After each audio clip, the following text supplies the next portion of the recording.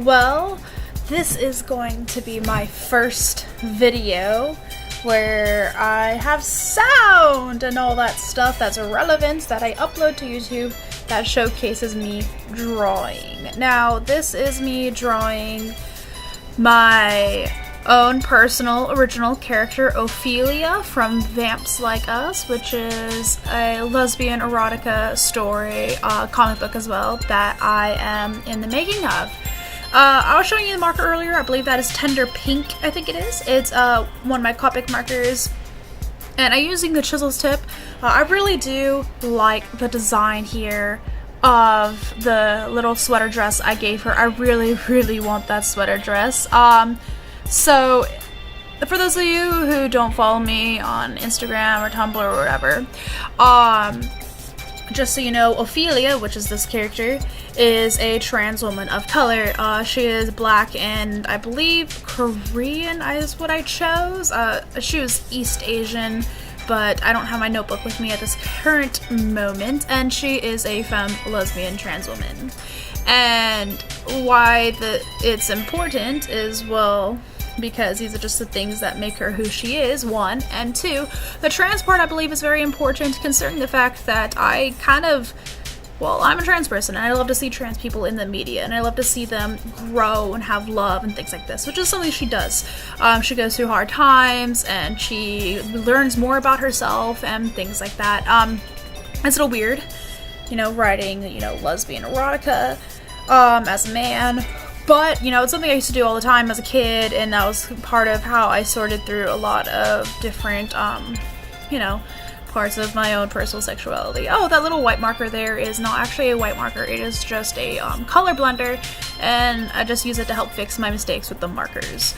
Now, what I like to do with Ophelia and her wardrobe is that I have like all these different things that she wears or whatever that I like draw on her that kind of just hint at her being trans. Like the sweater dress here, you can't really see it very well, but the arrow says cis on it, C-I-S, cis, which cis is the opposite of trans, and the arrow is pointing down, so that's kind of like the haha down with cis kind of thing. If you're not trans, you're probably not going to think it's the funniest thing in the world, but it's kind of just this huge meme in the trans community, and honestly, the story behind it is utterly ridiculous. Now, in this video, it is only partly colored, this drawing, and that has a lot to do with the fact that I was having battery issues with my camera. My battery wouldn't stop dying out on me, so my recordings didn't save. It just stopped in the middle of the recording, so you didn't actually get to see me use the red marker on her. I believe that I used the Crimson Red by Prismacolor on her, and I have these, hold on, I have them in my bag. I'll pull them out right now so I can tell you exactly what they are. But these skin color markers I bought from Barnes & Noble. I don't really like the brush tips, they're drying out or whatever. But it's a Studio Series dual tip skin tone markers. It is alcohol ink again. And the color I was using on her was Mocha, because it's still a little dark or whatever, but when I tried coloring her skin before with markers, it came out too light and kind of blotchy. And her hair also is a little too dark and bright. It's kind of more of a muted red. But she is dark-skinned and she does have red hair.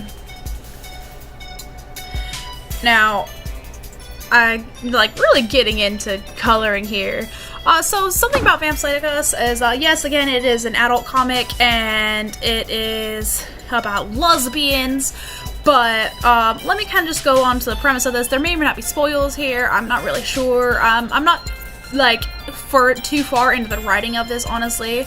I've mostly just been doing the drawing and whatnot. I wrote a few scenes, but nothing really to pull it together into an issue yet. And I am so terribly sorry for those of you who have been waiting on this.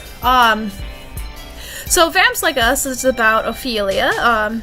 As I introduced her before, you see her before you. She is absolutely fucking gorgeous. I love her so much. She is just a little cinnamon bun and my little sweetheart. And it's about her and just, I guess, her life. Because it started out as Okay, yeah, here's where the spoilers come in. It started out as her falling in love with a vampire, but things kind of take a downturn, and I will definitely be the first to admit that there is going to be a lot of, there's going to be a lot kind of inspired by and taken from the series True Blood, because I really love that series, and also because, and I'm saying that inspired by and taken from, in the same way of how they did vampires in True Blood. So, Ophelia lives in a world where vampires have come out, I guess, or whatever, and I never really put any particular thing on how or why they came out, or even when. It was just, you know, people know there's vampires there, and she's human, she's not a vampire, and she finds a vampire, Cormac, who's this white, cis, butch, lesbian vampire. I don't know why I choose butch, but I think it's because I drew, like, army pants on her, and it was like, this is cool. Is this butch? I guess it is. I'll just label her this forever. Yeah, obviously I don't have too much of an understanding of terms like that, but again, I'm not butch either, so. Anyway, so she falls in love with her, and the reason there's a reason why I made Cormac both cis and white, and I'll get into that later. Now, she falls in love with her, and they go together for a while, or whatever, you know, kind of like a Suki and Bill and whatever.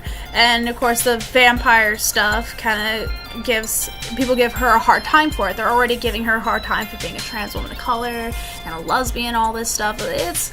When I get into the comics, people will throw slurs at her, and you'll know they're slurs by the fact that they're going to be censored, because none of these slurs are really going to apply to me, save for like maybe a couple, and that's just kind of my privilege as, you know, a white man. Yeah, I'm queer and I'm trans, but at the same time, that's it. I mean, yeah, I do have my own mental health issues, but it's not to such a severity that, like, I feel it regards slurs. Anyway, and so she's kind of just navigating through life here, and yeah, things with Cormac do take a downturn and stuff like that, and they have some fights and adventures and things like that, you know, stuff that couples do, and then shit happens, basically. Shit gets too real, and they can't be together anymore. I'm not gonna say exactly what it is that happens, because it's a huge spoiler, and it is a little bit triggering for some people. And so, yes, as a spoiler, they aren't together anymore. Well, I mean, in all the writing that I've done, they're still together. Or no, they're not yet together. They just met. But you know, they will get together, and then they will get apart from each other. And that also is going into the reasoning of why Cormac is both cis and white. I honestly probably would have just gone with whatever would look good with Ophelia, which honestly could have been fucking anything. I mean, look at her, she's gorgeous. Everything looks better next to her.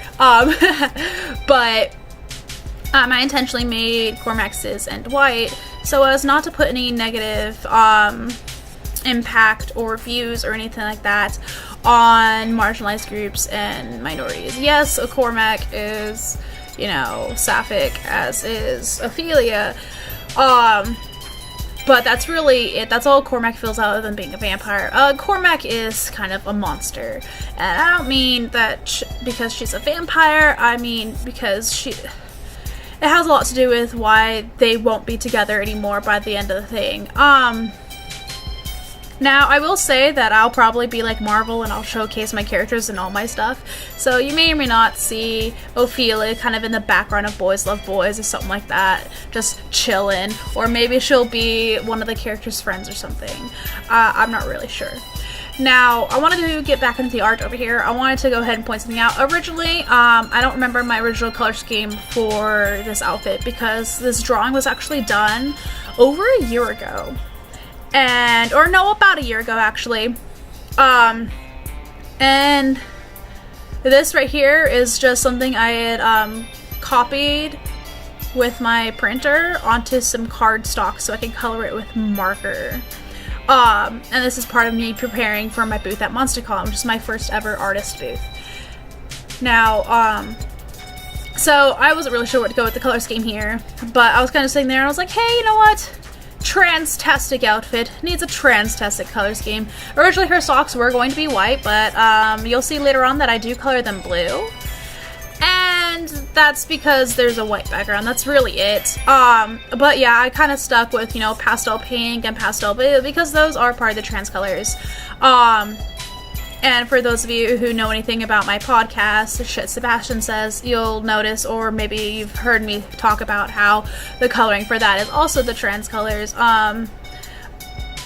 Personally, I really just love this whole transtastic stuff, but that does have a lot to do with the fact that I am trans myself, and I don't really see that anywhere else. So to me, it's important to go ahead and showcase that in some areas. So the marker I'm using, I originally thought had dried out, but it didn't, and it's kind of a shitty marker to be honest with you, but it has a really nice color. Some of my markers are actually rather shitty, like the markers I got from Barnes & Noble, like great color and everything, but they're ended up not being quite as great as I wanted them to be. I'll probably do a review on them later on.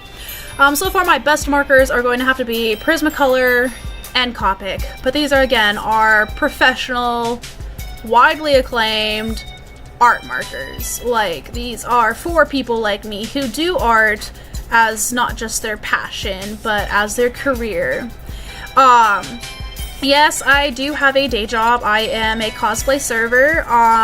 My characters are Alice in Wonderland and Poison Ivy. I've done Marilyn Monroe, and soon I will be doing Nightcrawler. I do work at a cosplay restaurant, and that is kind of just a thing. I really do love cosplay restaurants, but I will tell you that sometimes you do get burnt out on your characters, and you get burnt out on a lot of different aspects of it, and so I do need a second day job to go ahead and support myself and my mom and my siblings and my cat. Kind of just, you know, life is expensive, and being a waiter at just one restaurant, you don't get a whole lot of money when you work only 4 shifts a week. And that's just kind of the sucky part of it, especially since people aren't really buying my art. I do have 3 days off a week, which is generally my time to do what I'm doing right now. Work. But I don't know if you'll notice this, but I am not at home in this video. That's because I am at work, actually. So I do not have a car. So when I go to work, I actually hitch a ride with my mom and take a bus from her work over to my work, where I get let in by the day manager because we're just a night restaurant. And I'm there from 10 in the morning until after close. And so that's when I use the time to take a nap. I do whatever shopping I need to do, like buying my bus pass, which I didn't do last time. So I'm gonna have to go ahead and go with the whole, whatchamacallit, that thing, the day pass. Yes, I'm gonna have to go ahead and go with that. Buy that next I work after tomorrow, because yeah, I work today and tomorrow. Blah blah, whatever. It's gonna be irrelevant by the time this comes out. But I'll go ahead and I'll do stuff like that, and then I'll do stuff like this, my art. It's kind of like a thing. Sometimes I make bracelets.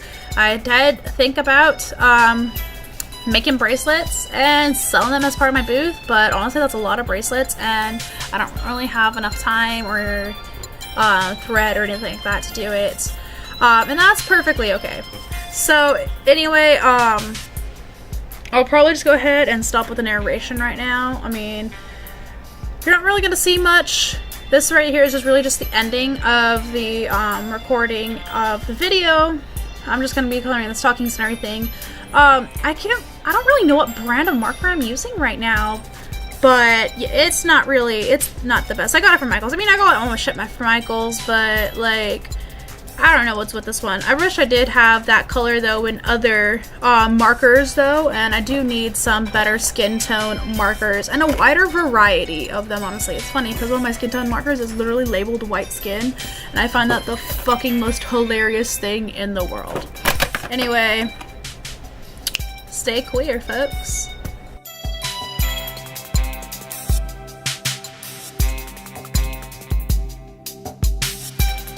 I know I said I would stop with the narration, but I am right now showing you the podcast I was listening to. It's called Circle of Salt. It is a podcast done by Felix Warren and Rune Emerson. I follow them on Tumblr, and they're witches, and this is kind of just a podcast that they talk about witchy stuff and whatnot, so you can go ahead and check it out. It is available on iTunes, and that's kind of just where I listen to it. And they do have their own Tumblr, Circle of Salt podcast.tumblr.com, to go ahead and check them out if you like.